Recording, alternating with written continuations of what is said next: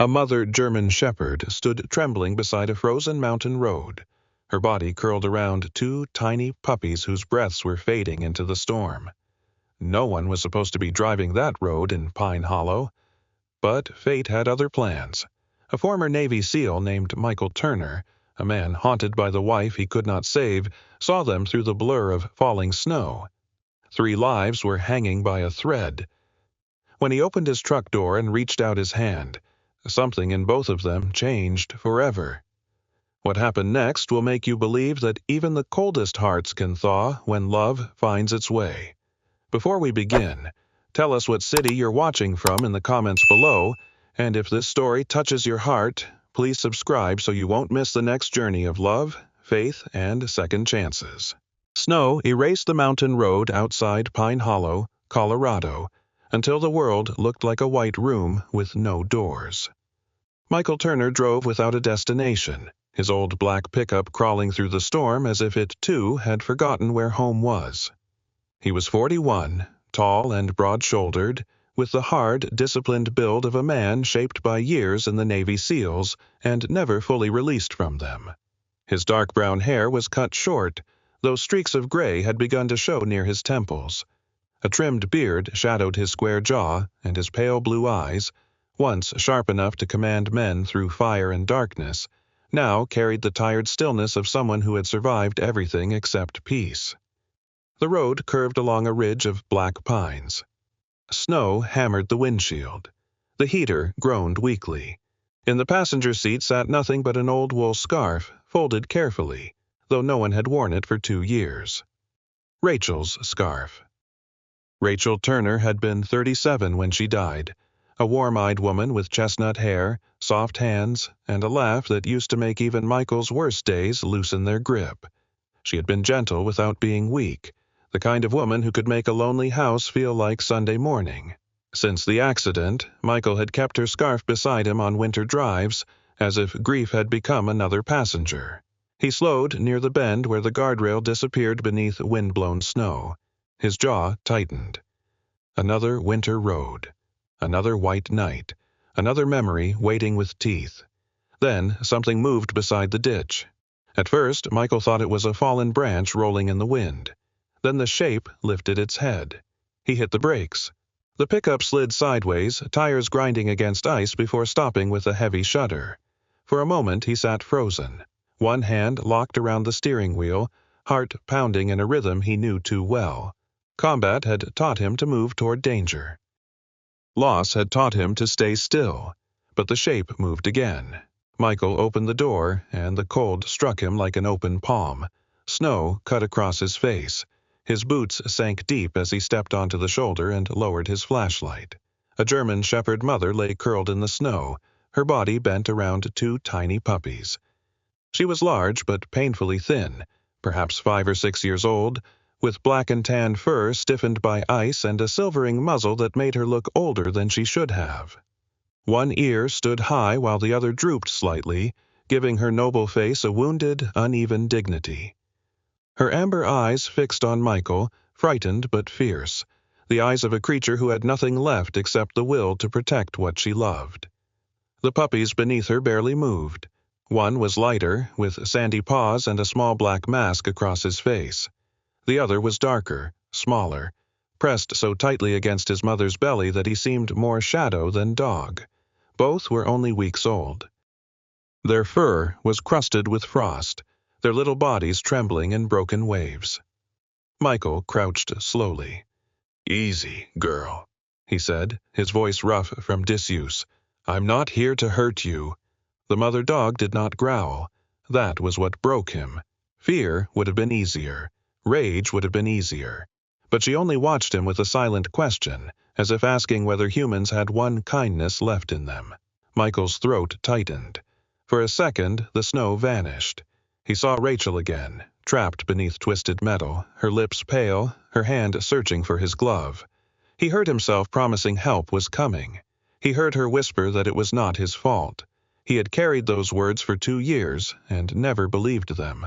Now, another life lay in the snow, waiting for him to decide whether he was still capable of saving anything. His hand shook as he reached for Rachel's scarf from the truck. He wrapped it around the lighter puppy first, lifting the tiny body against his chest. The mother tensed, but did not bite. Michael moved slowly, respectfully, as if approaching something sacred. He placed the first puppy on the warm passenger seat, then returned for the darker one. The second puppy gave a weak cry. "I know," Michael whispered. "I know, little one." He carried him to the truck and tucked him beside his brother. Warm air flowed over their frozen fur. Then Michael turned back. The mother had not followed. She lay in the snow, exhausted, watching the open truck door with suspicion and longing. Michael knelt again, ignoring the cold burning through his jeans. "You did your part," he said softly. "You kept them alive." The wind howled through the pines. The dog's breath came shallow and white. Michael extended his bare hand, palm open, offering nothing but patience. For a long moment she did not move. Then, trembling, the German shepherd lifted her head and pressed her cold nose against his fingers. Something inside Michael cracked. Not from pain this time, but from the first small pressure of trust. He swallowed hard and leaned closer. "You're not dying out here," he whispered. "Not tonight. Not any of you." "Oh." Michael Turner drove the last mile to his cabin with both hands clenched around the steering wheel, though the road had nearly disappeared beneath the storm. The two puppies lay bundled on the passenger seat in Rachel's old scarf, their tiny bodies pressed together like two sparks refusing to go out. In the back, the German shepherd mother rested across a wool blanket, too weak to stand, too proud to surrender completely. Every few seconds, Michael glanced at her in the rearview mirror. Her amber eyes stayed open, watching him, guarding even from exhaustion. "Almost there," he murmured, though he was not sure whether he was speaking to her, the puppies, or the ghost of the woman whose scarf now held two fragile lives. His cabin appeared through the snow like a dark ship half buried at sea, built of pine logs and gray stone at the edge of the forest. It had once been a home. Since Rachel's death, it had become a place where a man stored his breathing. Michael parked closer to the porch, killed the engine, and sat for one heartbeat in the silence. Then one puppy made a weak sound, small enough to break him open. He moved. He carried the puppies first, holding them against his chest beneath his coat, shielding them from the wind as he pushed through the front door. The cabin smelled of cold ashes, old coffee, engine oil, and dust. A stack of unopened mail sat on the table. Rachel's blue mug still rested on a shelf near the sink, untouched for months, as if grief had turned ordinary things into sacred relics.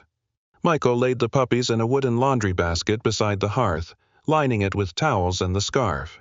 The lighter one, Buddy, though Michael had not yet spoken the name aloud, twitched his sandy paws as warmth began to reach him. The darker one, Milo, remained curled tight, his little black muzzle pressed into the wool.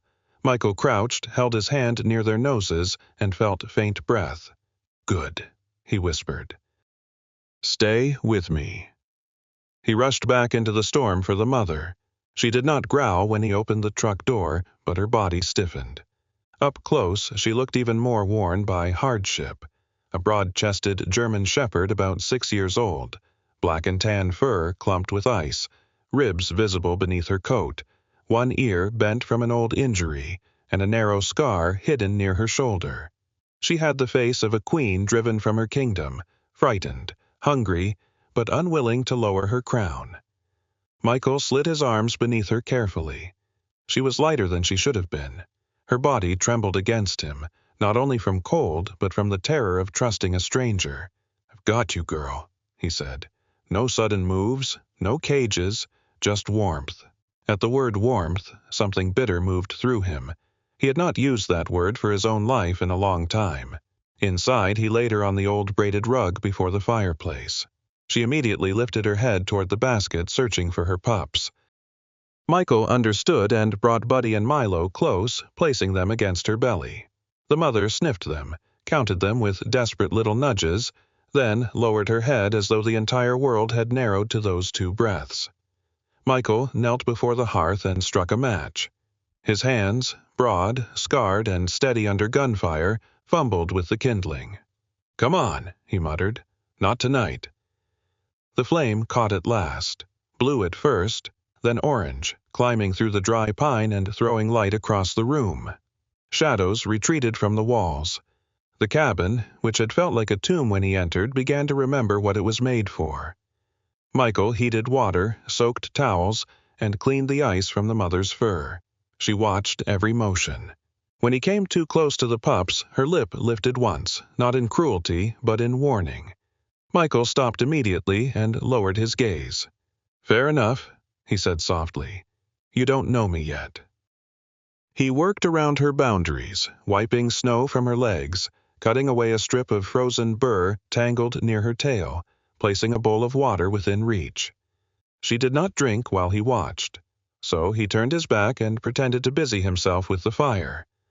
A moment later, he heard her tongue touch the water. That tiny sound filled the cabin more deeply than any hymn.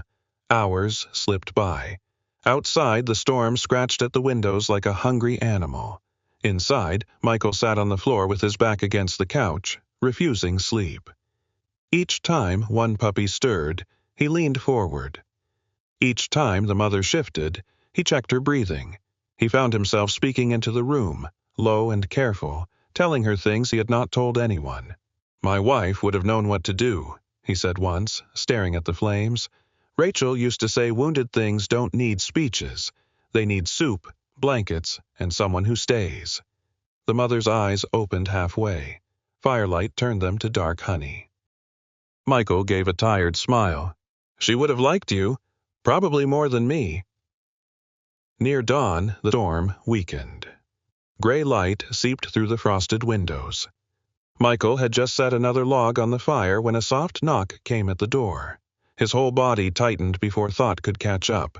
Old training rose like a blade. He stood, moved quietly, and opened the door only a crack. Margaret Wilson stood on the porch with a basket hooked over one arm and a thermos tucked beneath the other. She was 68, small but not frail, with silver hair pinned in a loose knot under a knitted burgundy hat. Her face was narrow and kind, lined by age and weather, and her hazel eyes held the steady patience of a woman who had buried someone she loved and chosen not to become bitter. She wore a heavy brown coat over a faded green dress, wool socks visible above her boots, and the practical expression of someone who had already decided she was coming in whether invited or not. "Morning, Michael," she said. "Your truck sat too long by the North Bend last night. I saw the lights through the storm." Michael opened the door wider, suddenly aware of his unshaven face, bloodless hands, and the strange new life gathered by his hearth. "I didn't mean to worry you, Mrs. Wilson." People who don't mean to worry anyone usually do the best job of it. She stepped inside, then stopped when she saw the dogs. Her eyes widened and the teasing left her face. "Oh, mercy!" The German shepherd lifted her head, alert but too tired to rise. Margaret moved slowly, placing the basket on the table before crouching at a respectful distance. Her knees cracked softly. "Hello, beautiful girl," she whispered. "You've had yourself a hard road, haven't you?" Michael watched, surprised by how the mother did not tense as sharply with Margaret. Perhaps wounded mothers recognized one another. Margaret was a widow, but that was not the deepest loss in her. Her only son, Thomas Wilson, had been a broad-shouldered young soldier with sandy hair, laughing eyes, and a heart too soft for the uniform he wore. He had served overseas and died before he turned 26.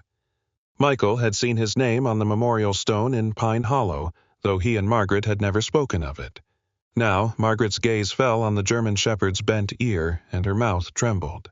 "Thomas had a shepherd once," she said. "Big loyal thing named Duke. Followed him everywhere when he came home on leave. That dog looked at my boy like he had hung the moon with his own hands." She blinked, then smiled through the ache. "Dogs are fools that way.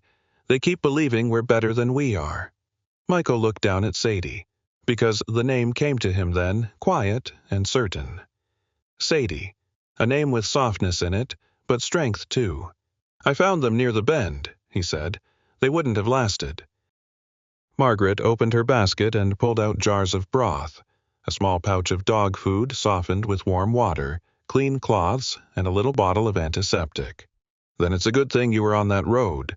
Michael almost answered that he had not known why he was driving. But Margaret looked at him as if she already understood. She placed a thermos of tea in his hands. "Drink." "I'm fine." "No, you're upright. There's a difference." Against his will, a rough breath that was nearly a laugh escaped him. Sadie watched the exchange, her head resting near Buddy and Milo. The puppies had begun to nuzzle weakly against her, small mouths searching for milk. Margaret's face softened. "There now. That's a family trying to come back from the edge." Michael stared at the fire. The words landed somewhere he had kept locked. A family. He had told himself that word belonged to another life, one buried with Rachel beneath winter soil. But the cabin no longer sounded empty. It breathed. It whimpered. It needed him. Margaret rose slowly and touched his arm, light as falling snow. "You saved them last night, Michael, but don't be too proud to notice what they may be saving in you." He did not answer. He only looked at Sadie, at Buddy and Milo pressed against her warmth, and felt the first faint thaw inside a place he had believed would stay frozen forever. By late afternoon, the storm returned to Pine Hollow with the patience of something that knew exactly where the weak places were. Snow thickened against the cabin windows, first in soft white feathers, then in hard, slanting sheets that rattled the glass and swallowed the last gray line of daylight. Michael Turner had spent the day feeding the fire, warming broth, and watching Sadie with the careful attention of a man who had once been trained to notice the difference between breathing and surviving. At first, he told himself she was only exhausted. She had carried 2 puppies through a blizzard, guarded them with a body nearly emptied of strength, and trusted a stranger only because death had offered her no better bargain. But by evening, her breathing changed. It grew shallow, uneven, catching in her chest like a torn piece of cloth snagged on a nail. Her black and tan fur, dry now but still rough from the storm, no longer rose and fell with steady rhythm. Her amber eyes, so fierce the night before, had dulled beneath a veil of fever.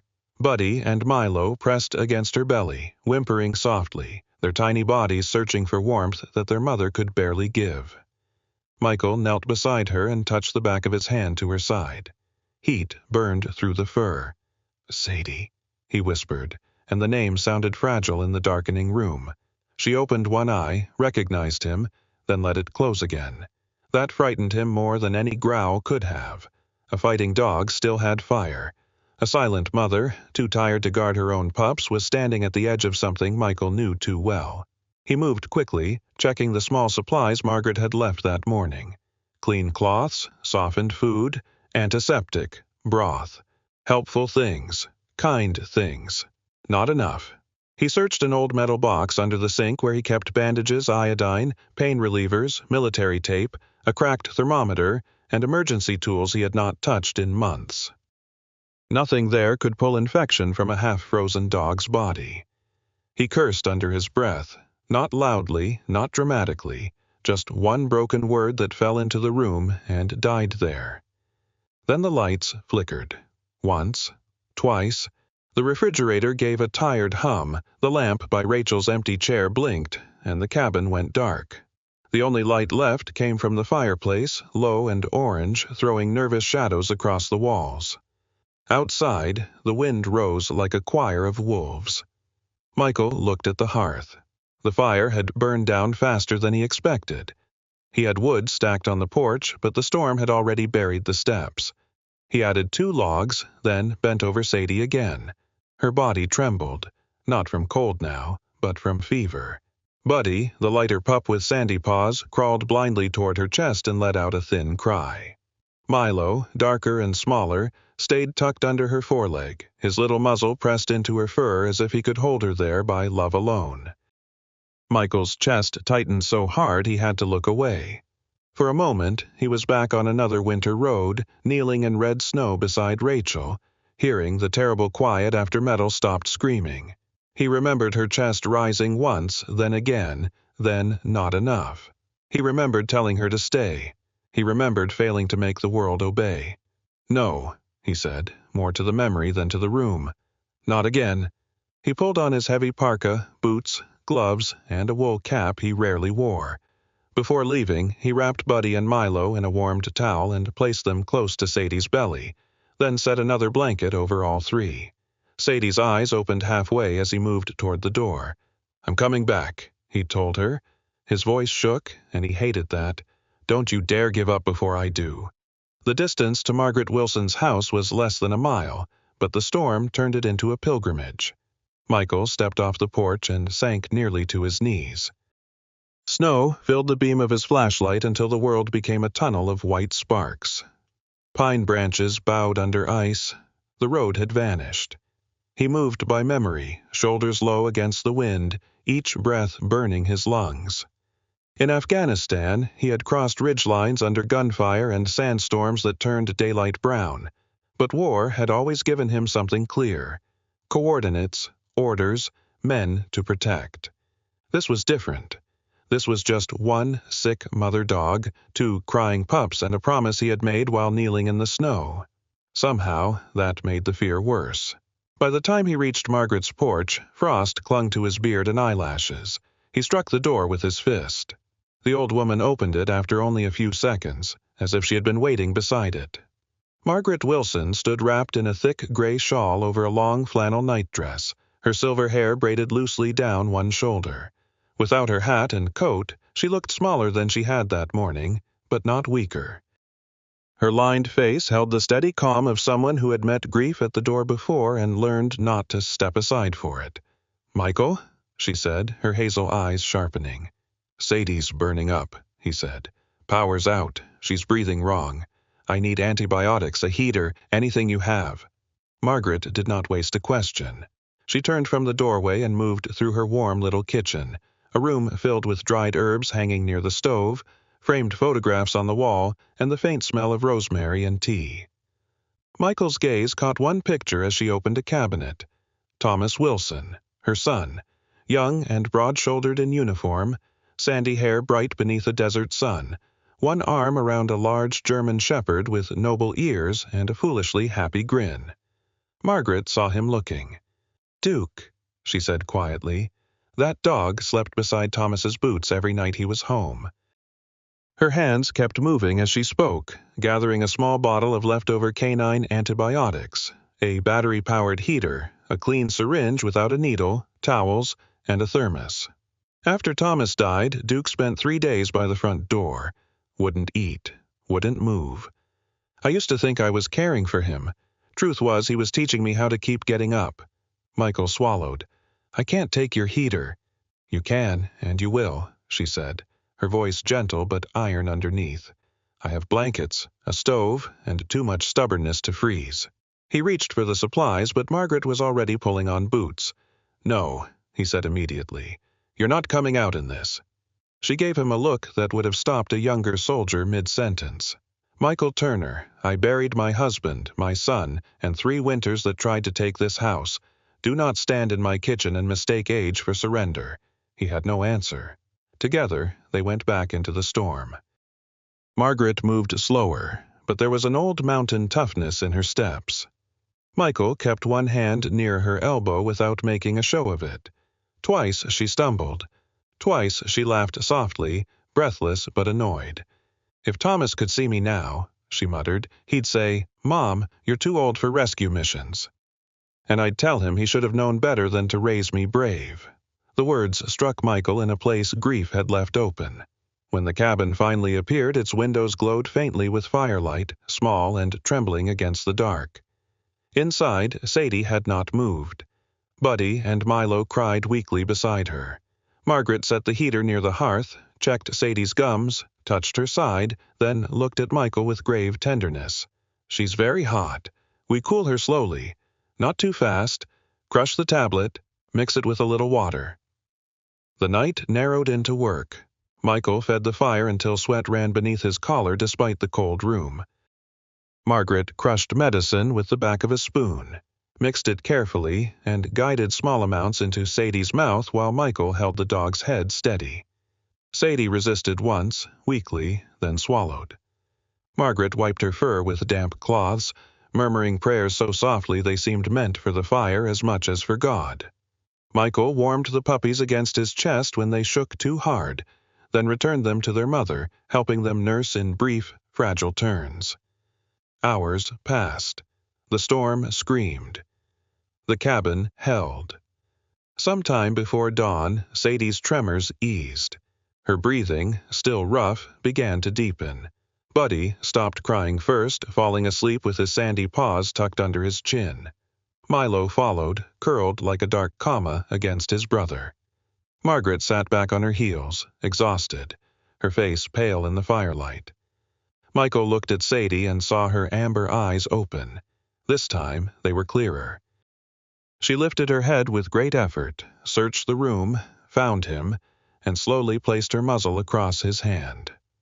Michael did not move. He was afraid that if he moved, the moment would vanish like breath on glass. Margaret watched them, tears bright but unshed. "There," she whispered. "You brought her through." Michael stared at Sadie, at the mother who had trusted him only after the world had tried to take everything from her. "We did," he said hoarsely. Margaret shook her head, a small sad smile touching her mouth. "No, Michael. Tonight you didn't just save that dog." She looked toward the first pale light gathering behind the frosted window. "You walked into the dark and came back with something alive. That means some part of you came back too." Morning came to Pine Hollow, not with sunlight, but with silence. After a night of wind clawing at the cabin and snow beating against the windows like fists, the world outside had gone still beneath a clean white blanket. The pines stood bowed and glittering, their branches heavy with ice, and the roof dripped slowly where the first weak hint of thaw touched the eaves. Inside, the fire had burned low but steady. Michael Turner woke on the floor with his back against the couch, one hand still resting near Sadie's head as if some part of him had kept watch even in sleep. His neck ached. His legs were stiff. His beard was rough with a night's worth of exhaustion. But the first sound he heard was not wind, not memory, not the terrible echo of Rachel's last breath. It was Buddy sneezing. The tiny lighter puppy, with sandy paws too large for his body and a black little nose still damp from sleep, had wriggled out from the blanket and was trying to climb over Milo, who was darker, rounder, and deeply offended by being used as a hill. Milo squeaked, kicked one paw, and rolled backward into Sadie's chest. Sadie lifted her head slowly.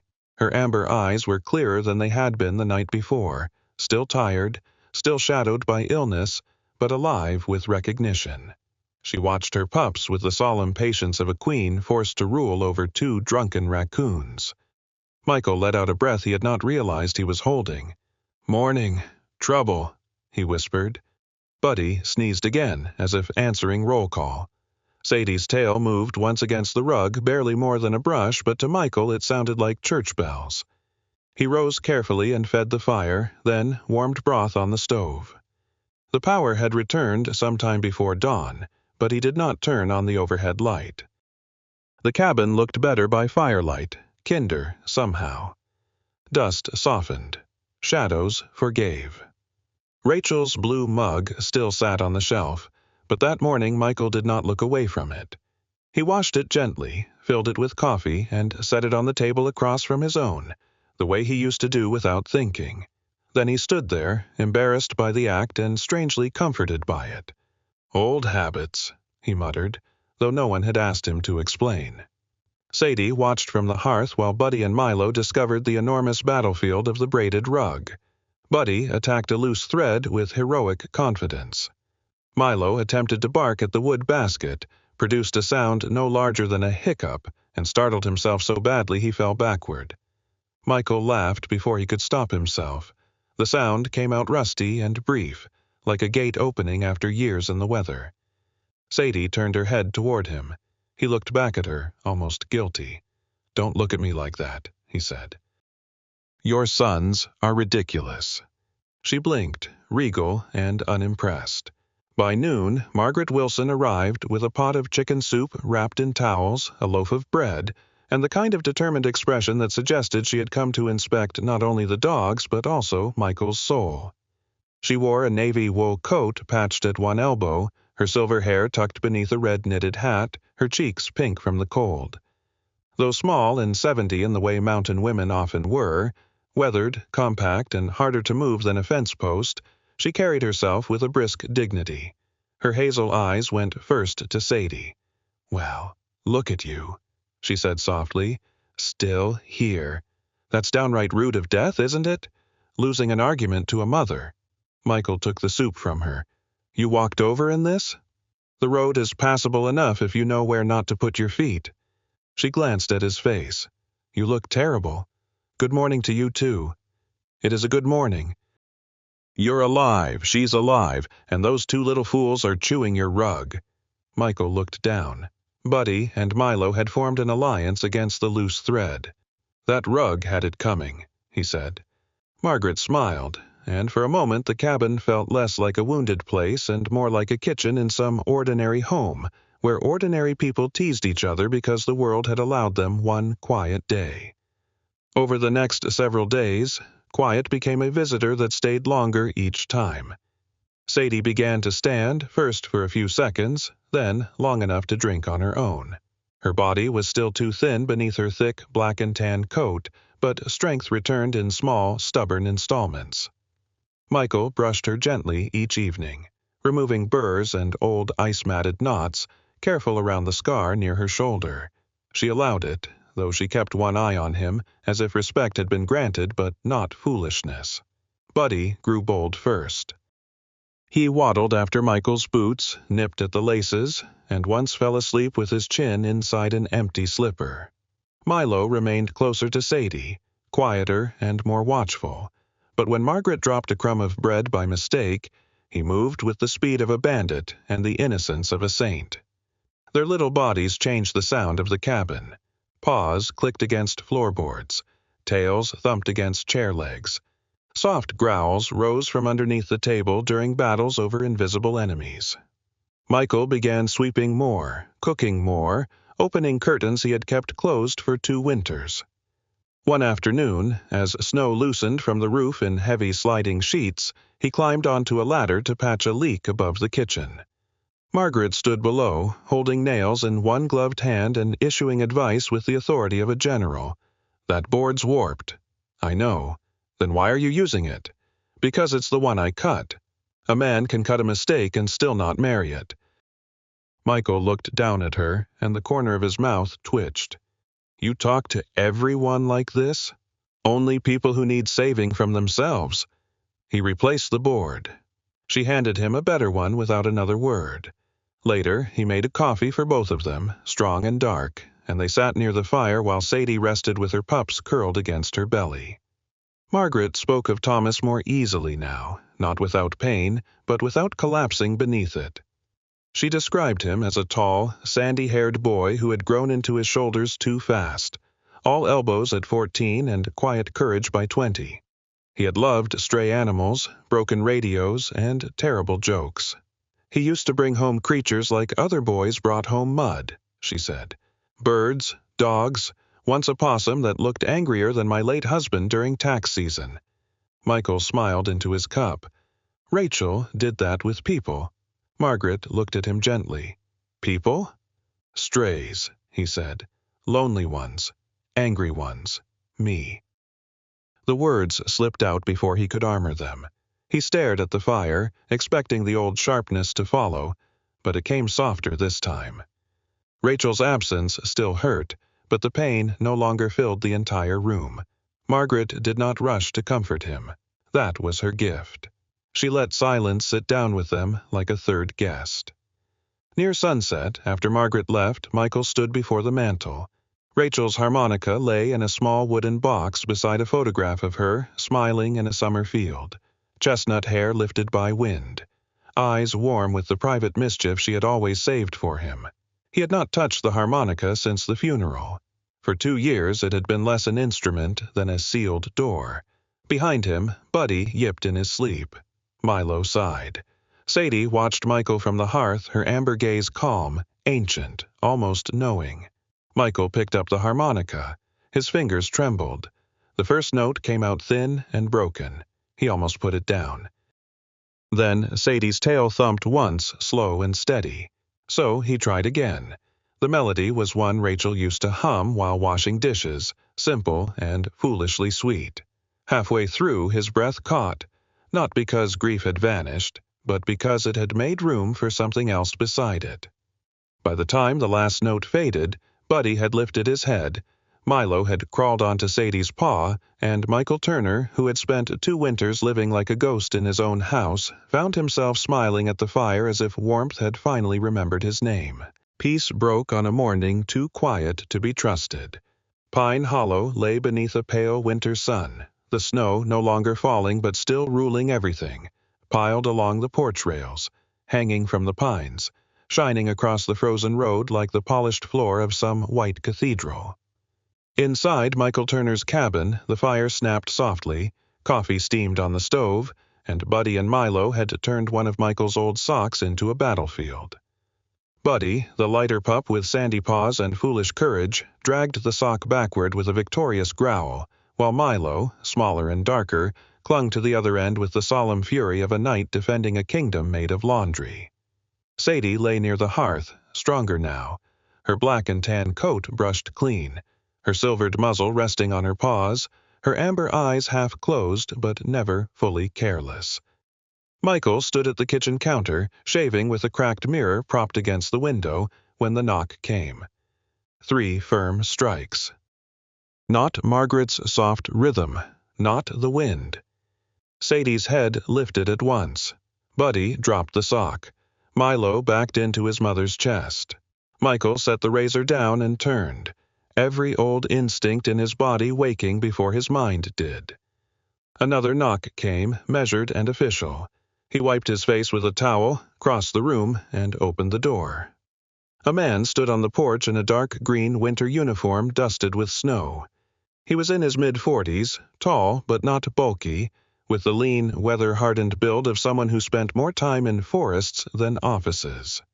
His face was square, sun-browned even in winter, with deep lines at the corners of his gray eyes and a short brown beard trimmed close along a firm jaw. Snow clung to the brim of his hat and the shoulders of his coat. The name patch on his chest read Hayes. His expression was not cruel, but it carried the heavy patience of a man who had delivered bad news often enough to know that kindness did not make it lighter. "Michael Turner?" he asked. "That's me, Officer Robert Hayes, Pine Hollow Wildlife Division." He held up a badge, then lowered it with a nod toward the cabin. "I need to ask you a few questions about animals reportedly kept on this property." Michael's hand tightened on the doorframe. Behind him, Sadie gave a low sound from her throat, not quite a growl, not yet a warning, but something ancient and motherly that filled the room like thunder heard far away. "Animals?" Michael asked. Officer Hayes glanced past him. His eyes found Sadie, then the 2 pups pressed against her. Specifically a large canine and 2 juveniles. "We received a report that someone near the North Ridge may be harboring unregistered wolf hybrids or wild canines close to protected forest land." Michael stared at him for half a second, waiting for the words to become less absurd. They did not. "They're German shepherds," he said flatly. "I found them half dead in the blizzard." "I'm not saying you didn't." Hayes kept his voice calm. "But I still need documentation." Michael stepped back enough to let him see the room, but not enough to invite him close. The officer entered with careful boots, his gaze sweeping the cabin. The hearth, the blankets, the water bowls, the chewed sock, the mother dog, whose body had gone rigid as wire. Sadie rose slowly, placing herself between Hayes and her pups, her ears pinned back, her tail lowered. Buddy tried to peek around her leg and she nudged him back without looking. Michael saw the change in her immediately. This was not ordinary caution. This was memory. Somewhere before the snowbank, before the ditch, before the night he had opened his truck door, someone had come toward her with authority in their steps and no mercy in their hands. "Easy, girl," Michael murmured, kneeling beside her. Sadie did not take her eyes off Hayes. The officer noticed. To his credit, he stopped where he was and did not reach for her. "She's protective," Hayes said. "She's a mother. Protective mothers can still be dangerous." Michael looked up sharply. "She nearly died keeping them alive." "Mr. Turner, I'm not here to argue morality. I'm here because there are rules." Hayes pulled a small notebook from his coat pocket. "Do you have adoption papers, veterinary records, proof of ownership, Rabies certificates, microchip information, anything tying these dogs legally to you? Michael stood. The cabin felt smaller. No, I pulled them out of a snowdrift. They didn't come with a folder. Hayes sighed, and for the first time some of the official hardness slipped, revealing tiredness underneath. I understand how that sounds, I do, but this area has had problems. Illegal breeders dump wolf dog crosses when they can't sell them. Some end up sick, some end up aggressive, some breed in the woods. When someone reports an unregistered shepherd-type female with pups, I have to investigate. Who reported it? Michael asked. Hayes did not answer. That's not something I can share. Michael's jaw clenched. He imagined some passing driver, some neighbor with binoculars and a heart made of tin, seeing Sadie through a window and turning her into a problem on paper. She is not wild. Then prove it. The words were not shouted, but they landed hard. Hayes softened his tone. You have 72 hours. Get a vet to examine them. Find any sign of prior ownership. A chip, a tag, a record, anything. If you can show they're domestic and safe, this ends simply. Michael felt something cold move through his chest. And if I can't? Hayes looked toward Sadie and the pups. Buddy had begun trembling, though the room was warm. Milo pressed his face into Sadie's fur. Then, animal control takes them for evaluation. Michael stepped closer. Takes them where? A county facility. Separated? Hayes hesitated one breath too long. Possibly, for safety and assessment. Sadie growled then, low and broken, as if she understood not the words but the shape of the threat. Michael put a hand gently against her neck. Beneath his palm, her muscles shook. No cages, he whispered. But he knew she heard the lie in his fear. Hayes closed his notebook. I'm sorry, Mr. Turner. I can see you care about them. Care? Michael gave a short laugh with no humor in it. I carried them out of a blizzard. I held those pups against my chest so they wouldn't die. I watched this dog burn with fever and come back. This isn't care. This is family. Hayes looked at him for a long moment. His gray eyes did not mock him. That almost made it worse. Family still needs paperwork when the law gets involved, he said quietly. He moved toward the door, then paused.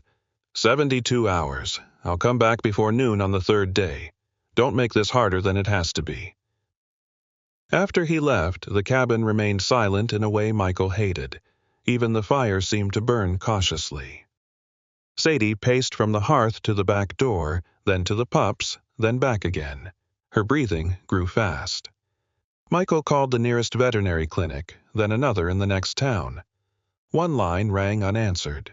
Another went to voicemail. He searched the old collar scrap he had removed from Sadie's frozen fur the first night, but the leather was cracked, the metal ring rusted, and the tag missing. We'll fix this, he told her. I'll find proof, I promise. Sadie looked at him, and in her eyes he saw the terrible thing fear does to trust. It does not destroy it all at once. It makes trust feel dangerous.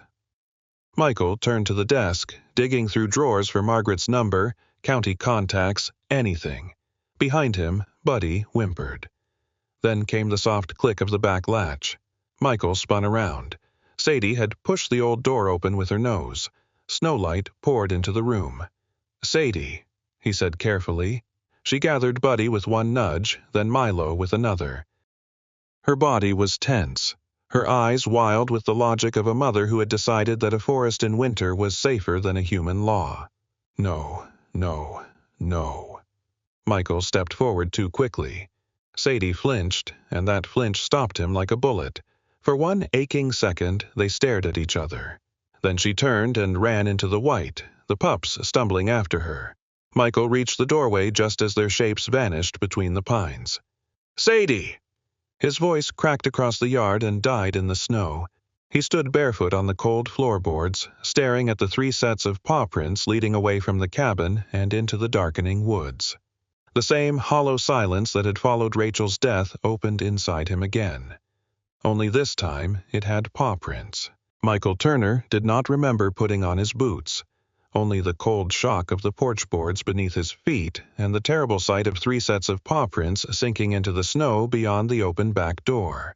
The forest behind the cabin stood black and endless beneath the winter sky, each pine bent under ice, each shadow shaped like something waiting. "Sadie!" He shouted again, but the trees swallowed her name and gave nothing back. He grabbed his parka, flashlight, gloves, an old coil of climbing rope from his storage chest, and the leather leash he had never once used on her. Margaret Wilson arrived less than 10 minutes later, breathless beneath her burgundy hat, a lantern in one hand and worry written deep into every line of her small, weathered face. "I saw your back door open from the road," she said, then stopped when she saw the empty blanket near the hearth. Michael's voice came out rough. She ran, took Buddy and Milo with her. Margaret's hazel eyes filled, but she did not waste the moment on panic. "Then go before the snow covers their tracks." "You can't come," he said. "This storm's turning." "I know," she answered softly. "That is why I'm staying here. Someone has to keep the fire going for when you bring them home." The faith in her words struck him harder than doubt would have. She took his bare wrist in both of her gloved hands, her grip small but steady. "Michael, listen to me. Don't chase your fear. Follow the signs. And don't let yesterday tell you what you can save tonight." He nodded once, unable to speak, then stepped into the forest with the flashlight beam shaking ahead of him like a thin sword of light. Snow fell harder as he moved under the trees.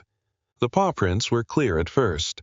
Sadie's deeper marks, Buddy's clumsy little steps veering left and right, Milo's smaller prints pressed close to his mother's trail. They led downhill through a stand of pines, past a frozen creek, then up toward the old ridge north of the cabin. Michael knew that ridge. As a boy, before the Navy, before war, before Rachel, he had been warned never to cross it after heavy snow. Beneath the drifts lay loose shale, dead roots, sudden drops, and a narrow ravine cut into the earth like a wound that winter never fully healed. "No, girl," he whispered, pushing harder. "Not that way." His SEAL training returned not as glory, but as discipline. Slow breathing. Scan the ground. Conserve strength. Trust the pattern. Yet beneath the training lived a fear so human it made his hands ache. He kept seeing Rachel's scarf around the puppies, Sadie's cold nose touching his fingers, the way trust had entered his cabin like a shy flame. He could not lose that flame now. A branch snapped somewhere to his right. He swung the flashlight. Nothing but snow. Far behind him, from the direction of the cabin, a second light moved briefly between the trees. For one wild second he thought Margaret had followed him, but then a man's voice called through the storm. "Turner!" Michael froze. Officer Robert Hayes emerged from the white dark, wearing his green winter uniform beneath a heavier field coat, hat pulled low, gray eyes narrowed against the snow. His short brown beard was rimmed with frost, and a coil of department rope hung over one shoulder. He looked less like an officer now, and more like a tired man who had decided rules were useless if they arrived too late. "Margaret called the station," Hayes said, breathing hard. "Said the dog bolted." Michael's jaw tightened. "If you came to talk about paperwork—" "I came to help find them." The words hung between them, unexpected and plain. Michael wanted to distrust him. It would have been easier, but the snow was already softening the tracks, and pride was a poor lantern in a forest like this. He turned without answering and followed Sadie's trail. Hayes fell in beside him, not too close, not trying to lead. For several minutes they moved in silence broken only by the crunch of boots and the groan of trees. Then the tracks changed. Sadie's prints grew erratic. Buddy's little marks disappeared, then returned in a scattered pattern as if he had stumbled. Milo's were almost gone beneath fresh powder. Michael dropped to one knee and brushed snow away with his glove. There, near a fallen pine, were deep claw marks carved into the crust. Sadie had slipped. "She went over the ridge," Michael said. Hayes lifted his flashlight and both beams crossed the darkness ahead. The ground fell away suddenly, hidden by snow-laden brush. Then, from below, came a sound so faint Michael almost mistook it for the wind. A broken whimper. His chest seized. "Sadie!" A weak bark answered from the ravine, thin and desperate but alive. Michael pushed through the brush to the edge and aimed his light downward. 20 feet below, half buried in snow and ice, Sadie lay against the ravine wall. One front leg was bent awkwardly beneath her, and dark blood marked the white near her paw. Buddy and Milo were tucked under her chest, their tiny bodies shielded by her ribs and neck. Even fallen, even injured, she had made herself a wall between her children and the cold. Michael felt something inside him bow, as if he were standing before a battlefield saint.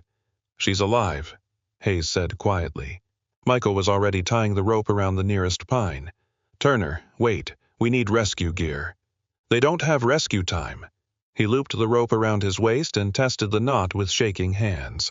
His left shoulder, injured years earlier during a fast rope extraction overseas, throbbed before he even began the descent. Hayes stepped forward. "Then I anchor you. No hero nonsense." Michael glanced at him, surprised by the sharpness in his voice. Hayes held his gaze. "You fall, they lose their only way out." That was enough. Michael nodded. The descent began badly. Snow broke under his boots and he slid several feet before the rope snapped tight against his waist. Pain tore through his shoulder, bright and deep. He bit down on a cry and forced his boots into the frozen wall. Below, Sadie lifted her head. Her amber eyes found him, and despite everything, her tail moved once in the snow. "I'm here, girl," he said, voice breaking. "I told you nobody gets left behind." When he reached the bottom, Buddy whimpered under Sadie's chest. Milo was shaking so hard his small body seemed made of wind.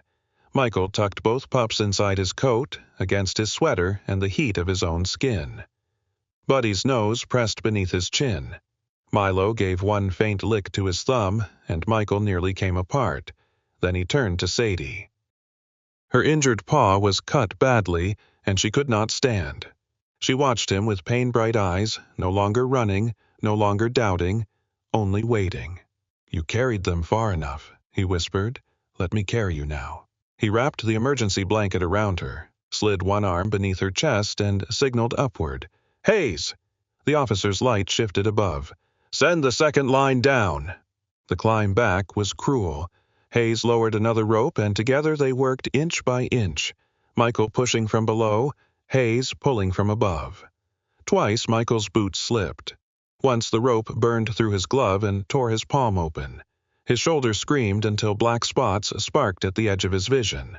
But Sadie's breath warmed his neck, Buddy and Milo trembled inside his coat, and every small sign of life became a command stronger than pain. Near the top, Michael's strength failed. His knees struck the wall, and for one terrifying second the ravine seemed to pull them all backward. Then Hayes dropped flat on his stomach, reached down with both arms, and caught the back of Michael's parka. "I've got you," he grunted. "Push!" Michael pushed with the last of himself. Snow collapsed around them as Hayes dragged him over the edge. They fell together onto the ridge, gasping, soaked, bleeding, alive. Sadie lay across Michael's chest, her head tucked beneath his chin. Buddy and Milo squirmed inside his coat, weak but breathing. Hayes knelt in the snow, staring at them. The official mask had vanished from his face. In its place was something raw, almost ashamed. "You could have died down there," he said. Michael closed his eyes, one hand resting on Sadie's neck. "They're my family." Hayes looked from Michael to the wounded mother dog, then to the two puppies blinking out from the torn parka. The wind moved around them, but for once it did not sound like judgment. It sounded like a witness. Slowly, Hayes removed his own coat and spread it over Sadie. "Then let's get your family home," he said. By the time Michael Turner carried Sadie back into the cabin, dawn had begun to loosen the darkness over Pine Hollow, spreading a pale silver light across the snow-covered pines. Officer Robert Hayes walked behind him with Buddy tucked inside his coat and Milo bundled against his chest, both puppies trembling but alive, their small noses poking from the torn fabric like two frightened secrets returning from the edge of the world. Margaret Wilson stood waiting on the porch, her lantern burning low in one hand, her other hand pressed to her chest as if she had been holding her heart in place all night. When she saw Sadie's head resting against Michael's shoulder, her eyes filled, but she did not cry loudly. Margaret had the kind of grief that had learned manners over the years. It simply shone in her face, quiet and deep. "Bring her in," she whispered. "The fire's ready." Inside, the cabin glowed with heat. Michael laid Sadie on the braided rug before the hearth, and she gave a soft, exhausted sigh when Buddy and Milo were placed against her belly. Hayes crouched nearby, his green uniform soaked at the knees, his short brown beard crusted with frost, his gray eyes no longer carrying the hard edge of inspection. He watched Michael wrap Sadie's injured paw with clean cloth while Margaret warmed broth and checked the puppies with hands that were wrinkled but steady. For a long while, no one spoke. The only sounds were the snapping fire, the puppies' faint whimpers, and Sadie's breathing, rough at first, then slowly deepening. When the sun finally climbed over the trees, Hayes removed his hat and held it between both hands. "I'll file the report today," he said. Michael looked up, bracing himself for the return of rules. Hayes glanced at Sadie, then at the two puppies now sleeping against her. "It'll say a former Navy SEAL rescued an abandoned German shepherd and her litter during a winter storm, then risked his life a second time when they fell into a ravine. It will also say there is no evidence of wild canine possession." Michael stared at him. "And the 72 hours?" Hayes gave a tired, almost embarrassed smile. "Sometimes the law needs a witness before it remembers why it exists." That was how the first wall came down. Not with thunder, not with applause, but with a man in a wet uniform choosing mercy over suspicion. Over the next weeks, winter softened, but did not vanish at once. It lingered in the ditches and beneath the pines, stubborn as old sorrow. Sadie healed slowly, her injured paw wrapped in fresh bandages each morning, her black and tan coat growing fuller now that food and warmth had returned strength to her bones. She still carried scars, one near her shoulder, one in the way she watched every doorway, and one in the quiet patience with which she counted Buddy and Milo whenever they wandered too far. Buddy became a brave little fool with sandy paws and a tail that seemed to wag before the rest of him had agreed to move. Milo, darker and smaller, remained thoughtful, watching first and leaping later, though he had a criminal fondness for Margaret's biscuits. Michael changed too. He woke earlier. He shaved more often. He kept the fire high not because he feared the cold, but because living creatures now depended on him. Hayes returned twice that first month, not with warnings, but with paperwork, bags of dog food, old county contacts, and a legal path Michael had not known existed. Margaret began keeping records in a blue notebook at the kitchen table, her silver hair pinned neatly, her glasses low on her nose, writing down feeding times, medicine doses, supply lists, and the names of anyone who offered help. "If you're going to accidentally become a rescue man," she told Michael one afternoon, "you might as well be a properly organized one." He looked at the piles of forms and muttered, "I've survived combat with less paperwork." Margaret did not look up. "Then consider this your next war." By early spring, the snow had begun to pull back from the yard in ragged white islands. Michael repaired the old shed behind the cabin, added fencing around the clearing, and turned the unused woodshop into a small kennel room with straw beds, hooks for leashes, and a stovepipe that kept the chill away. Hayes helped secure permits through the county, his official voice suddenly useful instead of frightening. Margaret handled visitors with soup, stern kindness, and a talent for making every stranger feel both welcomed and mildly inspected. The first dog to arrive was Ranger, an aging retired K9 with cloudy brown eyes, a graying muzzle, and a limp in his back leg from years of service. He was a Belgian Malinois, lean and scarred, with ears like torn flags and a silence so heavy that even Buddy stopped bouncing when he entered. His handler, Frank Miller, brought him in on a cold March afternoon. Frank was a 59-year-old Vietnam-born American veteran with broad hands, close-cropped gray hair, copper-brown skin, and a tired face softened by kindness. He wore an old denim jacket over a plaid shirt and kept one hand on Ranger's leash as if letting go might break him. "He doesn't sleep much," Frank said quietly. "Neither do I." Michael understood that sentence too well. Ranger refused food the first night. He stood in the corner of the kennel room, head low, eyes fixed on shadows only he could see. Michael tried patience. Margaret tried warm broth. Frank sat outside the door with his back against the wall, saying nothing, because men like him knew sometimes silence was the only language pain trusted. Near midnight, Sadie rose from her place by the hearth and walked to Ranger's kennel. She did not bark. She did not push. She simply lay down outside the door, her injured paw stretched before her, her amber eyes calm and motherly. Ranger watched her for a long time. Then, slowly, the old K9 lowered himself to the floor. By morning, he had eaten half a bowl. Frank turned away before anyone could see his face clearly, but Michael saw his shoulders shake.